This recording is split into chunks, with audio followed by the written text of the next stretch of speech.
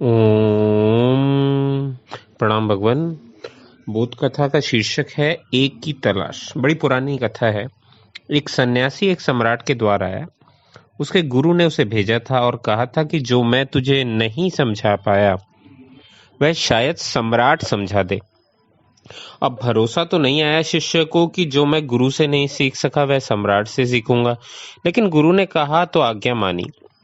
वह जब सम्राट के द्वार पर पहुंचा तो वहां राग रंग चलता था।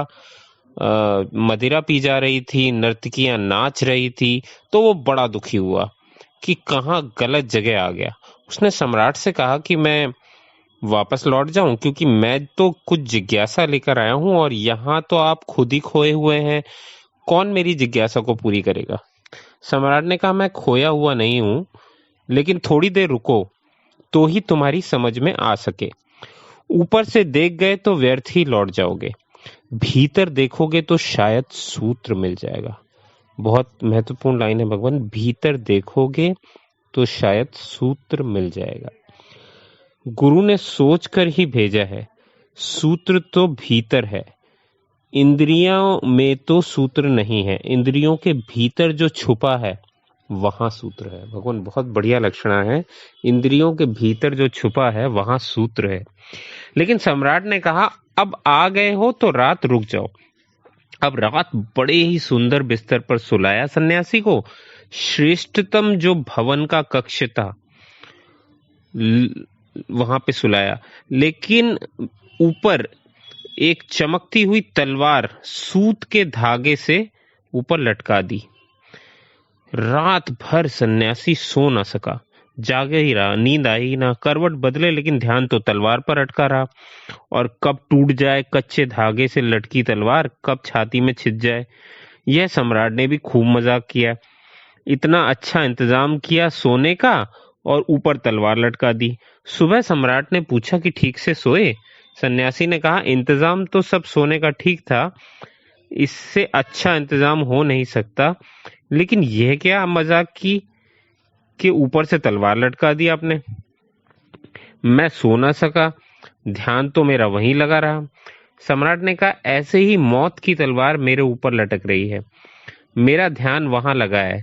नर्तकी नाचती है, मैं नृत्य में नहीं हूं। मदिरा ढाली जा रही है, मैं मदिरा में नहीं हूं। सुस्वाद भोजन कर रहा हूं, मैं स्वाद में नहीं हूं, क्योंकि मेरे ऊपर मौत की तलवार लटकी है, मेरा ध्यान वहां है। 5 इंद्रियां तुम्हारे जीवन का द्वार हैं, उनसे तुम जीवन में प्रवेश करते हो। उनके बिना तुम्हारा जीवन से संबंध ना हो सकेगा, लेकिन जितने तुम उनके भीतर से प्रवेश करते हो उतने ही अपने से दूर निकल जाते हो। और हर इंद्रिय के भीतर छिपा हुआ ध्यान है, क्योंकि इंद्रिय जब बाहर जाती हैं तो तुम्हारा ध्यान बाहर जाता है। वह ध्यान के बाहर जाने का मार्ग है। तो राजा कहता है, इसलिए अक्सर ऐसा हो जाएगा कि अगर तुम्हारा ध्यान एक इंद्रिय से उतर गया हो तो दूसरी इंद्रिय को तुम्हें पता ना चलेगा।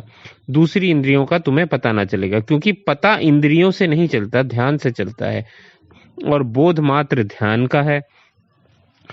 समझो कि तुम्हारे पैर में कांटा गड़ा है और बहुत पीड़ा हो रही है, और तुम सुस्वादु भोजन कर रहे हो, लेकिन स्वाद का पता ना चलेगा, क्योंकि पीड़ा इतनी है कि ध्यान वहीं बह रहा है। तुम रास्ते में चले आ रहे हो, चारों तरफ उत्सव मनाया जा रहा है, लोग गुजर रहे हैं, लेकिन आज तुम्हें कोई उत्सव, कोई सौंदर्य दिखाई नहीं पड़ेगा, क्योंकि अभी अभी खबर मिली है कि घर में आग लग गई। तुम भागे चले आ रहे हो। कोई नमस्कार करता है तो सुनाई नहीं पड़ता, किसी को धक्का लग जाता है, माफी मांगने की याद नहीं आती। कौन गुजर रहा है, दुकानों पर क्या बिक रहा है, लोग क्या चर्चा कर रहे हैं, आज कोई उत्सुकता नहीं होगी। मकान में आग लगी है, तुम्हारा ध्यान उसी तरफ है। कान सुनेंगे फिर भी सुनेंगे नहीं, हाथ किसी को छू लेगा फिर भी छुएगा नहीं। और ऐसे समय कोई सुस्वादु से सुस्वादु भोजन तुम्हें दे दे तो भी तुम्हें स्वाद ना आएगा, क्योंकि इंद्रियां बिना ध्यान के कुछ भी अनुभव नहीं कर सकती। इंद्रियों का सारा अनुभव तो ध्यान पर निर्भर है। तुम हर इंद्रिय में ध्यान को डालते हो, तभी इंद्रियां सक्रिय होकर सक्षम हो पाती हैं।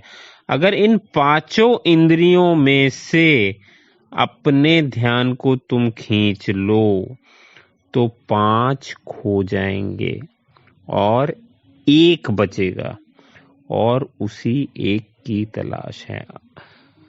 फाइनली भगवान राजा कहता है कि अगर इन 5 इंद्रियों से अपने ध्यान को तुम खींच लो तो 5 खो जाएंगे और 1 बचेगा और उसी 1 की तलाश है।